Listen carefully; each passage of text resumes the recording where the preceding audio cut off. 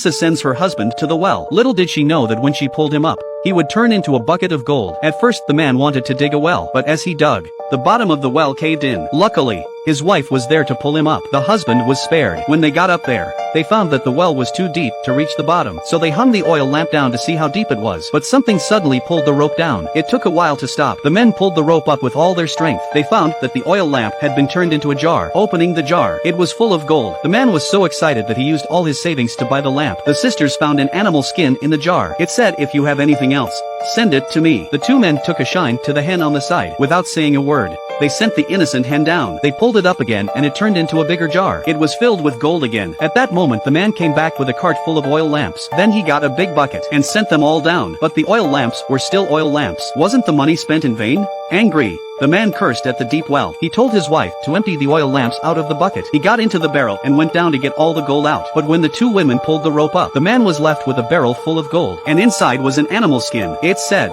"Keep sending this to me." The two sisters looked at the man at the same time. He was the sister's husband. Lisa finds the local sheriff, offers him a bag of gold in exchange for a dead body. The sheriff's eyes lit up. Without saying a word, he did. The next day a body is delivered to his door. The sheriff, who again had a bag of gold, tried to ask what they were going to do with the body. Lisa told him to keep his mouth shut and not to ask any more questions. Just take the body in exchange for the gold. But the sheriff felt that something was wrong. That night, the sheriff broke into the sister's house with his men. They saw the gold and tried to rob them. As they were arguing, suddenly a bolt of lightning struck the sky. The four men looked at the door in terror. They saw a terrifying demon standing in the doorway, appearing in the blink of an eye. The subordinate couldn't stand it any longer, but within 2 steps, the demon disappeared with them. Only the subordinate's clothes were left behind, and on the wall was written, "Don't let the well go hungry." Something so bizarre had happened. The sisters had to tell the sheriff the truth, but the problem was that now the well was hungry. Where were they going to get a body? Instead, the sheriff came up with a desperate plan. How about killing everyone in the village at once?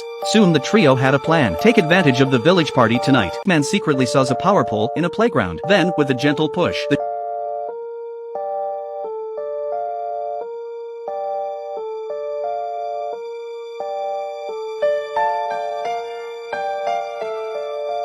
sheriff and the sisters gave all the bodies to the devil down the well, in exchange for barrels of gold. At this point the deranged sheriff pushed his sister down the well too. The sister tried to stop her. The sheriff pushed her down the well too. The gold was now all his. A few decades later, the three punks found Anna, the psychiatrist. They had a previous partner called Adam. They'd been hired to kidnap Anna, and she disappeared. This time their employer asked them to come and ask what happened, and to take Anna back. When they heard this, Anna ran away. The glasses and the partner cornered Anna on the balcony, and so Anna is kidnapped. The employer collected the goods, but didn't pay. It turned out that Adam had taken his employer's money and ran away. The employer was furious. The three of them had 24 hours to bring Adam and the money to him. Otherwise, they would be dead without a trace. So they found another member of the team, the bearded man. They told him the story. At this point, the bearded man's wife interjected and asked, "How much is the kidnapped Anna worth?"